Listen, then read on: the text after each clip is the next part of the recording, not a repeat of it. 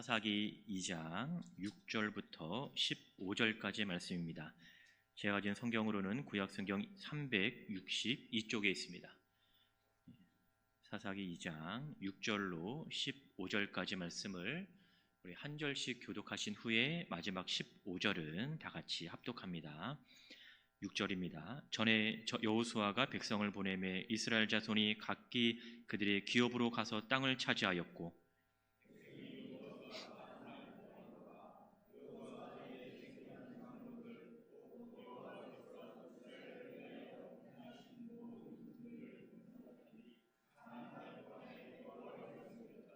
여호와의 종 눈의 아들 여호수아가 110세에 죽음에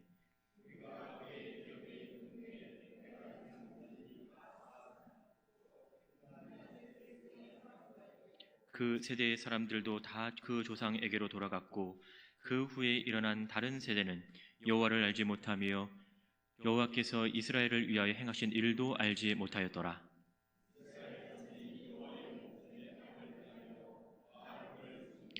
애굽 땅에서 그들을 인도하여 내신 그들의 조상들의 하나님 여호와를 버리고 다른 신들 곧 그들의 주위에 있는 백성들의 신들을 따라 그들에게 절하여 여호와를 진노하게 하였으되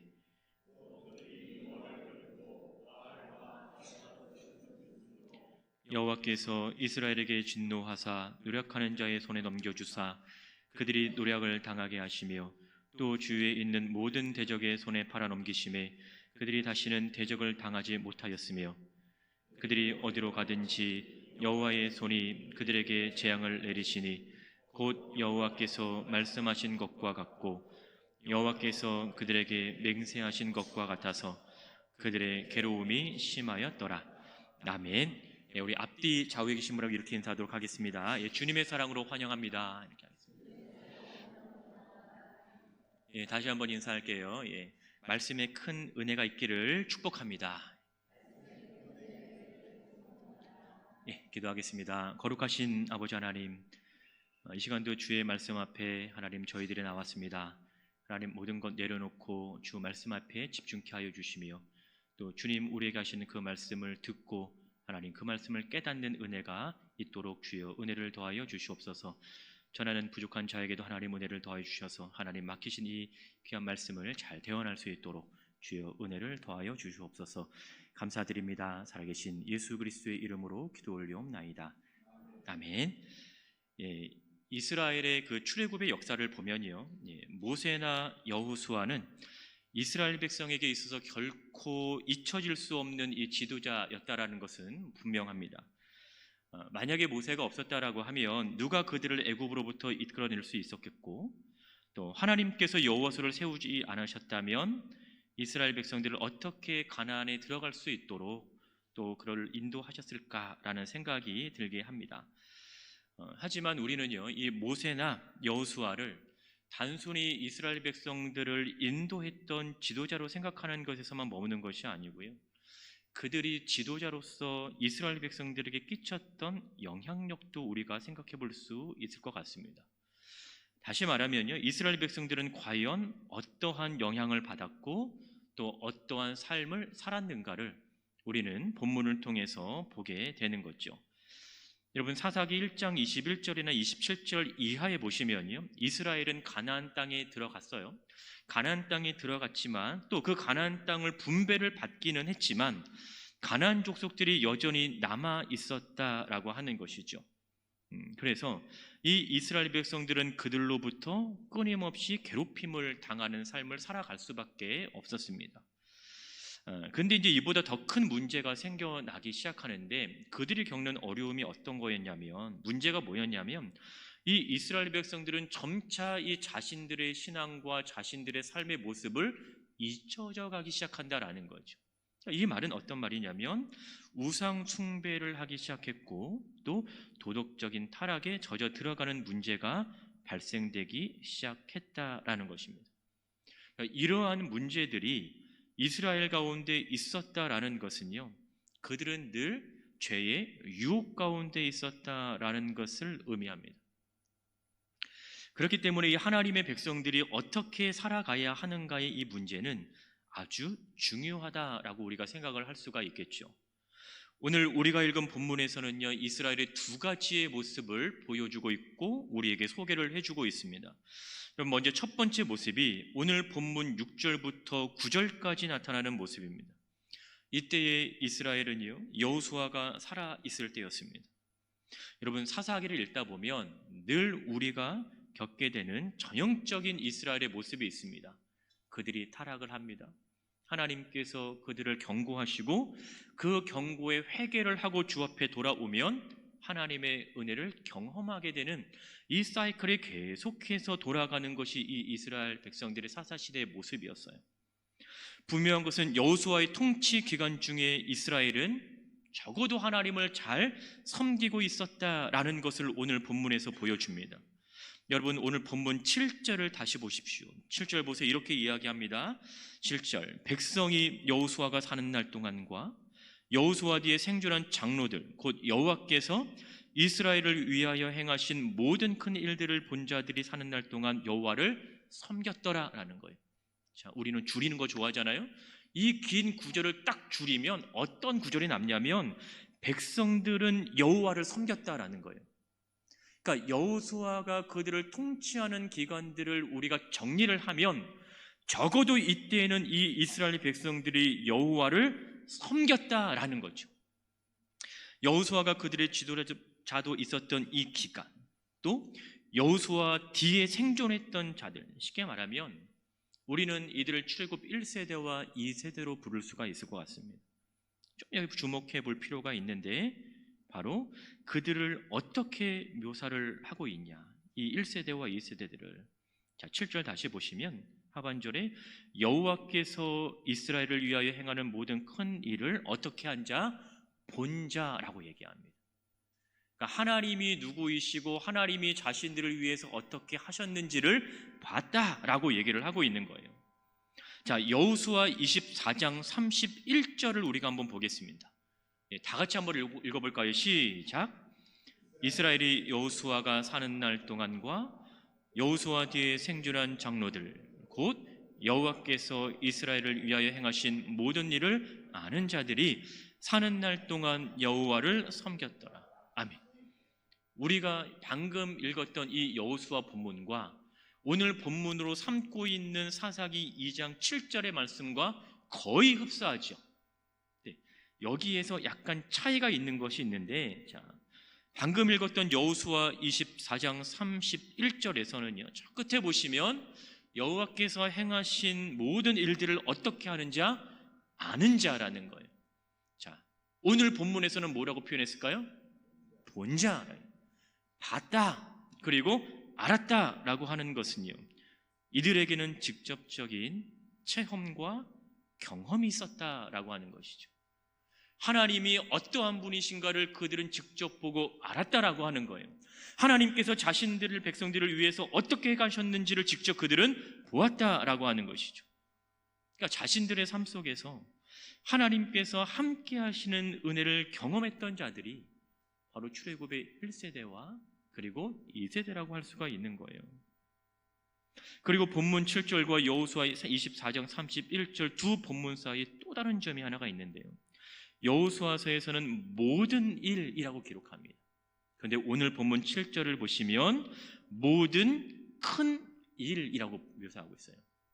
단어 하나가 더 추가됐죠. 크다라고 하는 단어예요. 크다라고 하는 것은 그만큼 중요하다라는 것을 나타냅니다. 중요한 것은 뭔 거예요? 뭐라는 거예요? 기억해라라는 거, 잊지 말아라 하는 거예요. 이스라엘 백성들을 위해서 하나님께서 행하신 일들은 너희의 기억에서 잊혀져서는 안 된다라는 것이죠. 반드시 기억해야 할 것이다 라고 하는 거예요. 우리가 살아가는 이 삶 속에서 내가 경험한 그분의 놀라운 은혜와 사랑에 대한 우리의 반응이 과연 어떠해야 하는가를 보여주고 있는 거죠. 여러분, 첫째는 뭐냐면 나를 지키심에 대한 감사에 대한 것도 반응일 수가 있는데, 더 중요한 것은 뭐냐면요, 나를 지키시는 그 은혜, 또 나에게 베푸시는 그 은혜를 주시는 그분이 누구인가를 안다라는 거죠. 우리는 누구를 알아야 되는 거예요? 하나님을 알아야 되는 거예요. 나를 여기까지 지키시고 인도하셨던 그 하나님을 우리는 알아야 된다는 거죠. 그냥 나의 삶이 그냥 채워진다, 여기에서 머무는 게 아니라는 거예요. 지금 이스라엘 백성들에게 있어서 가장 중요한 것은 뭐겠습니까? 그들이 출애굽한 거예요? 그들이 광야의 길을 걸어온 거예요? 그들이 가나안 땅에 들어간 걸? 다 중요하지만 더 중요한 사실 한 가지가 있습니다. 그 일을 이루시고 행하셨던 분이 바로 하나님이시라고 하는 거예요. 여러분, 이 하나님을 기억해야 된다는 거죠. 여호수아와 그 세대, 그리고 그 뒤에 생존했던 장로들은요, 그 하나님께서 행하신 일들을 경험한 자들인 거예요. 그래서 본 사람들인 거죠. 그래서 하나님을 지금 알고 있는 사람이라고 성경은 묘사하고 있죠. 그런데 그 다음의 세대들은요, 본문 10절을 한번 보십시오. 이렇게 얘기를 합니다. 그 세대의 사람도 다 그 조상에게로 돌아갔고, 다음 보시면 그 후에 일어난 다른 세대는, 그 후에 일어난 다른 세대라고 얘기합니다. 성경은 똑같은 이스라엘 백성들인데, 똑같은 그 이스라엘의 자손들인데요, 어떻게 지금 표현을 하고 있냐면 다른 세대라고 표현합니다. 그럼 적어도 앞선 세대와는 구별을 한다라는 거예요. 그 자신들의 조상들과는 조금은 무언가는 다르다라고 하는 것을 지금 여기서는 보여주고자 하는 것이죠. 무엇이 달랐습니까? 그들은 여호와를 알지 못하며, 또 그들은 여호와께서 이스라엘을 위하여 행하신 일도 알지 못하였다라는 거예요.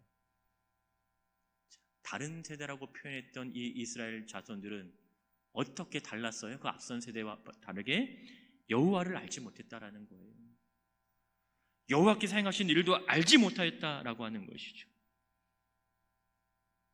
앞선 세대는 아는 것으로 우리가 규정할 수 있다면, 지금 이 이후의 세대는요, 두 번이나 알지 못하다라고 하는 이 단어를 반복하면서 그들을 규정하고 있는 것입니다.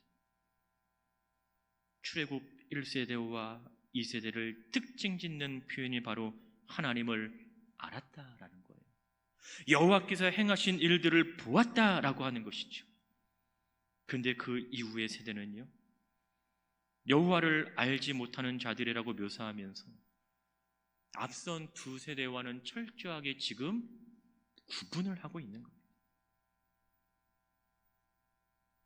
출애굽 1세대와 2세대들은 그들의 부모로부터 체험의 신앙을 물려받은 사람들인 거예요. 자신들이 직접 경험했죠. 봤죠. 알았죠. 그러니까 1세대로부터 해서 2세대로 넘어가면 그 순간에는 적어도 그들의 부모의 선조의 신앙의 영향을 받았다라고 우리는 보게 되는 거예요. 근데 문제는 뭐예요? 2세대에서 3세대로 넘어가는 지금 그 시점이라는 거죠.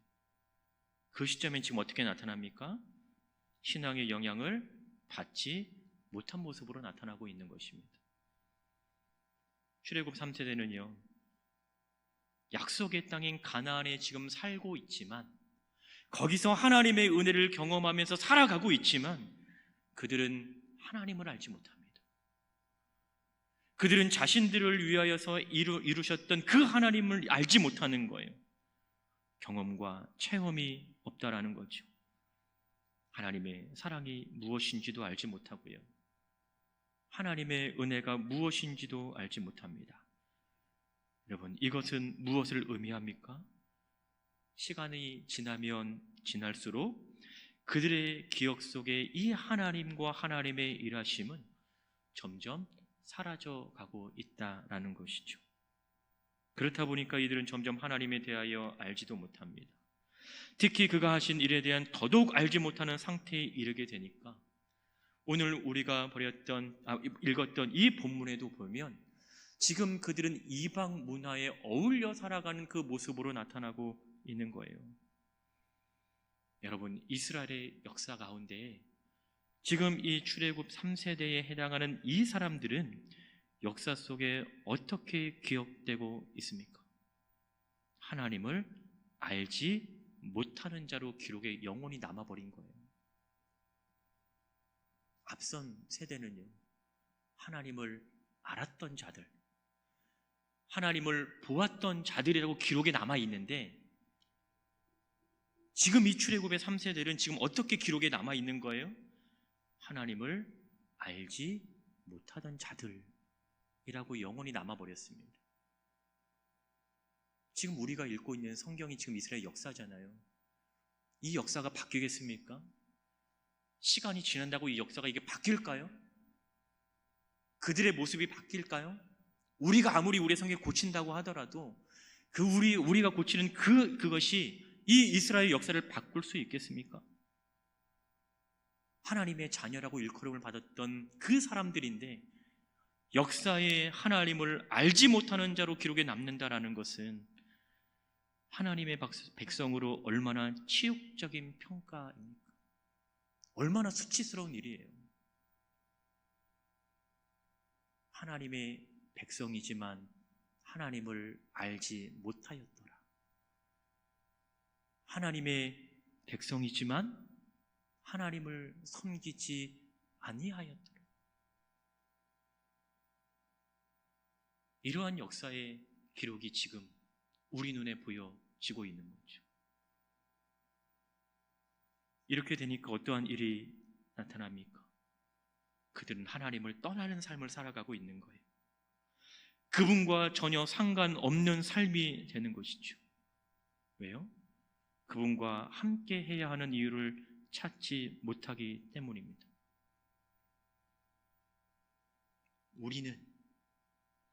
나는 하나님에 대해서 어떻게 알고 있는가? 나는 하나님을 누구라고 알고 있는가? 나의 삶 속에서 그 하나님의 일하심을 나는 경험하는 은혜가 있는가? 이 모든 질문에 대한 답이 우리로 하여금 그리스도인으로 살아가도록 하는 이 원인을 제공하는 것이죠. 하나님을 알지도 못하고 하나님이 어떠한 일을 하셨는지 알지도 못하는데, 여러분, 우리가 하나님을 믿어야 된다라고 얘기하면, 그분의 사랑을 경험해야 된다고 우리가 얘기를 하면 그 말이 과연 익숙하게 우리에게 받아들여질까요? 낯설게 받아들이시겠습니까? 우리는 그냥 낯선 느낌을 받을 수밖에 없는 거죠. 여러분, 이런 일이 생기지 않도록 우리는 우리의 거룩성을 회복하여야 할 줄을 믿습니다. 나와 가장 가까이 하시는 그 하나님이 나에게 낯선 분이 되면 안 되잖아요. 하나님께서 나와 가장 가까이 계신다라고 얘기하는데 내가 그 하나님을 낯설어 하면 안 되잖아요. 지금 이스라엘 백성들은 이 상황인 것이죠. 하나님의 백성들이 하나님을 낯설어 합니다. 하나님의 백성들이 하나님께 가까이 나아가는 것이 아니고요, 오히려 우상을 섬기고 그 이방 문화에 젖어들어 살아가고 있습니다. 나와 가장 가까이 계시는 이 하나님께서 나에게 낯선 분이 되지 않도록 우리는 우리의 신앙을, 우리는 우리의 믿음을, 우리의 거룩성을 매 순간 회복하여야 할 줄을 믿습니다. 여러분, 이렇게 하나님을 알지 못하는 이 이스라엘 백성들에게 나타나는 모습은요, 결국 하나님이 원하시는 모습이 아닌 전혀 다른 모습으로 나타나고 있지요. 여러분, 11절을 보십시오. 그들은 악을 행합니다. 그들은 하나님이 아니라 우상을 섬깁니다. 근데 이들의 모습이 얼마나 대담합니까? 그 악을 어디에서 행하고 있어요? 여호와의 목전에서 죄를 범한다라는 거예요. 목전이 무슨 말이에요? 눈앞인 거예요. 눈앞에 하나님이 보고 계시니 너무나 당당하게 그런 죄 짓고 살아간다라고 하는 것이죠. 여러분, 코람데오라는 표현 다 아시잖아요. 하나님 앞에서, 또 주님 앞에서라고 하는 의미를 가지고 있는 라틴어 표현입니다.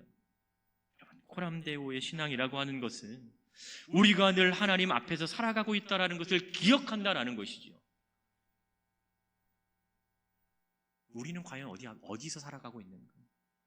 우리는 과연 누구 앞에서 살아가고 있는가? 과연 우리는 누구를 의식하며 살아가고 있는가? 여러분, 하나님의 눈치를 좀 보면서 살고 계십니까? 저희 이전의 삶과 지금의 삶은요, 달라진 게 있으면 지금 저는 하나님의 눈치를 엄청 보고 있습니다. 네.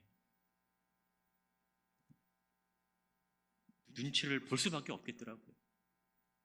네, 여러분,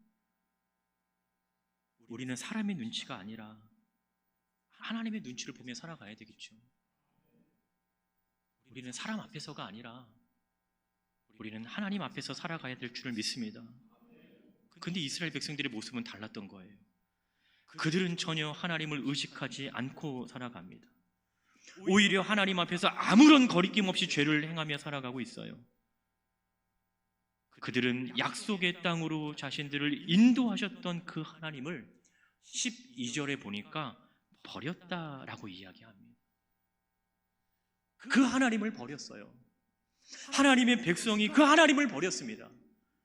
하나님의 자녀들이요, 하나님을 버렸습니다. 하나님을 버렸다라는 것은 결국 필요성을 느끼지 못했다라는 말이죠. 내 것을 채우기 위한 그 필요성이 아니라 하나님이 반드시 필요하다고 하는 그 존재에 대한 필요성을 느끼지 못하는 거였어요. 그분에 대한 경험이 없으니까, 그분에 대한 체험적인 신앙이 없으니까 그분에 대한 존재의 필요성조차도 느끼지 못하며 살아가는 것이죠. 여러분, 우리의 모습은 어떻습니까? 매일의 삶 속에서 그 하나님의 도우심과 그 필요를 느끼며 살아가고 있습니까? 여러분, 하나님에 대한 필요를 느끼지 못한 그들은요, 오늘 본문에 하나님을 버렸다라고 얘기합니다. 그리고 하나님이 아닌 바알을 섬깁니다. 지금까지 자신들을 보호하시고 인도하셨던 그 하나님은 그들의 삶 가운데 그 어디에도 없는 거예요.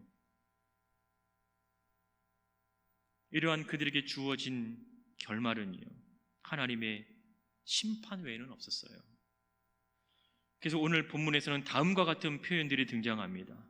여러분, 12절을 보시면 이렇게 얘기를 하고 있죠. 12절 맨 끝에 보시면 그들의 모습이요, 여호와를 진노하게 하셨다라고 합니다. 그러니까 여호와께서 진노하셨다라는 얘기인 거예요. 여러분, 14절도 보시면 여호와께서 이스라엘에게 진노하사, 마지막 15절에도 보면 여호와의 손이 그들에게 재앙을 내리시니라고 얘기합니다. 하나님께서 진노하시는 다른 이유는 없었어요. 그들이 하나님이 아닌 헛되고 거짓된 것을 따라가고 있기 때문이었습니다. 무엇이 참된 것인지, 무엇이 진리인지를 알지 못하는 자들을 깨닫게 하시기 위한 방법이었던 거예요. 그 자녀들을 미워한 게 아니라, 그 자녀들을 버리신 것이 아니라 걸어가야 할 그 길을 걷게 하시기 위해서, 하나님께로 돌아오도록 하게 하기 위해서 하나님께서는 그들을 진노하신 거라는 거죠. 자신의 백성을 심판하시기까지 죄로부터 돌이키도록 하기 위한 그 하나님의 마음을 우리는 볼 수 있는 거죠. 이것을 통해서라도 너희의 잘못을 깨달을 수만 있다면, 이것을 통해서라도 너희가 돌아올 수 있다면, 이것을 통해서라도 너희가 하나님께서 하신 일을 알 수만 있다면 하나님께서는 그렇게 하신다라는 거죠. 하나님을 떠난 자들의 결말이 얼마나 비참합니까? 14절 보시면 노력하는 자들에게 노력을 당하게 됩니다. 있는 것을 빼앗긴다라는 거예요. 대적의 손에 팔아 넘기게 된다라는 것은요, 지금 그 가나안 땅의 민족들에게 오히려 정복을 당한다라는 거죠. 정복당한다라는 것이 무슨 의미이겠어요? 다시 노예가 된다라는 거죠. 애굽에서 400년간의 긴 노예 생활을 이제 막 겨우 벗어나서 이 약속의 땅이라고 하는 곳에 돌아왔는데, 정말 피하고 싶었던 그 상황이었는데 그 상황이 다시 그들에게 시작이 됩니다. 이 상황을 그들이 피할 수 있겠습니까? 아니요. 결코 그럴 수 없습니다. 15절도 보시면 그들이 어디로 가든지 여호와의 손이 그들에게 재앙을 내리시니, 너가 어디로 가든지, 너희들이 어디에 숨든지 하나님의 영역에서 결코 벗어날 수 없다라는 것을 우리에게 보여주고 있는 것이죠. 하나님의 영역에서 아무리 벗어나려고 우리가 노력한다고 해도요, 아무리 열심히 우리가 도망친다고 하더라도요, 하나님께서 하시면 결국 있어야 할 그 자리에 오게 하시는 것이 하나님의 방법이신 거죠. 하나님의 재앙의 결과로 그들은 괴로움을 겪게 될 것입니다. 자신들을 사방으로 둘러싸고 있는 그 적들 때문에 어려운 삶을 또 살게 된다는 것이죠. 이것이 하나님을 떠난 자들의 결말입니다. 그리고 이러한 결말을 갖게 된 이유는요, 그들의 삶 속에서 하나님을 잃어버렸기 때문이죠. 하나님의 백성이 하나님을 떠나 살아간다는 것이 얼마나 모순된 모습이에요. 하나님의 백성이 하나님을 섬기지 않고 우상을 섬긴다라고 하는 것이 얼마나 모순된 그들의 모습입니까? 하나님을 버렸던 그들의 삶에 과연 하나님의 것으로 채웠겠습니까? 아니죠. 그 무엇인가 다른 것이 그들의 삶을 채웠겠죠. 우리가 하나님을 멀리하면 우리는 하나님을 생각할 수 있는 것이 아니라 우리는 하나님이 아닌 다른 것을 생각하기 시작한다라고 하는 것이죠. 그리고 이러한 삶이 지속이 되면 우리의 삶 속에는 하나님이 계실 만한 자리가 그 어디에도 없다라는 거예요. 하나님이 없는데 어떻게 우리의 삶이 하나님의 은혜로 채워지겠습니까?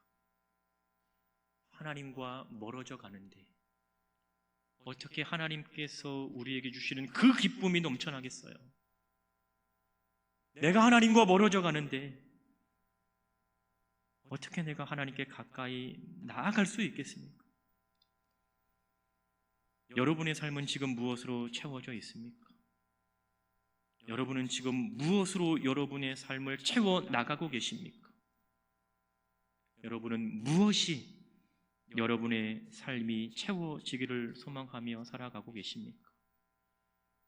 여러분, 우리는 우리의 신앙의 거룩성이 사라지지 않도록 항상 믿음으로 채워 나가야 할 줄을 믿습니다.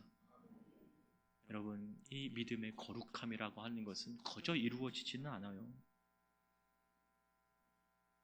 이 이스라엘 백성들을 통해서 우리가 기억해야 될 두 가지가 있다면, 하나는 하나님을 경험하는 자는 결코 하나님을 떠날 수 없다라는 거예요. 하나님을 경험하시길 주의 이름으로 축복합니다. 경험하시는 그 하나님을 통하여 늘 하나님과 가까이 하시기를 주의 이름으로 축원합니다. 내 속에서 나는 얼마나 하나님의 은혜와 그 사랑을 경험하고 살아가고 있는가? 초자연적인 뭔가를 경험하는 것이 아니라 내가 주의 자녀로 주와 함께 하고 있는가를 여러분 말을 하고 있는 것입니다. 내가 그리스도인으로 지금 살아가고 있는가의 문제이죠. 여러분, 두 번째는요, 우리가 가진 의무입니다. 우리의 이 신앙을 우리의 후손에게 물려줄 그 의무를 깨닫고 있는가? 출애굽 1세대, 2세대, 3세대의 모습을 보십시오. 신앙의 유산을 잘 물려받은 세대는 하나님을 떠나지 않았습니다. 그 신앙의 유산을 잃어버린 그 세대들은요, 하나님을 떠나게 되었던 것이죠. 여러분, 우리에게 주어진 이 책임과 의무는 우리의 후손들이, 우리의 자녀들이 믿음 가운데 잘 살아가는 겁니다. 하나님 떠나지 않고, 하나님 멀어져 가지 않고 하나님 말씀 의지하면서 살아가야 하는 것이죠. 우리 자녀들을 위해서, 우리 교육부서를 위해서 늘 기도해 주시기를 바랍니다. 늘 기도하면서 여러분의 기도 가운데 우리 모든 자녀들의 제목들이 있기를 주의 이름으로 축복합니다. 여호와를 섬기는 이 삶이 우리의 세대에서 멈추고 더 이상 흘러가지 않는다고 한다면 소망이 없잖아요. 이보다 더 큰 슬픔이 없잖아요. 우리의 후손들이 이 신앙과 믿음을 가지기 위해서 여러분, 우리의 역할이 너무나 크다라는 것을 우리는 늘 기억해야 할 것입니다. 여러분, 이제는 우리의 잃어버렸던 거룩성을 되찾아야 할 때이죠. 거룩성을 회복하여야 우리는 하나님 앞에서 거룩한 그리스도인으로 살아갈 수 있습니다. 우리가 사는 날 동안에 주께서 주신 그 믿음을 가지고 하나님께서 주신 그 사명을 통하여 날마다 그리스도인의 삶을 살아가시기를 축복하며, 또 우리의 신앙의 유산을 우리는 그 책임 의식을 가지고 우리 교회가 이 사명을 잘 감당할 수 있도록 우리 모든 성도 여러분께서 이 일에 마음과 뜻을 모아서 우리가 함께 나아갈 수 있게 되기를 주의 이름으로 축원합니다.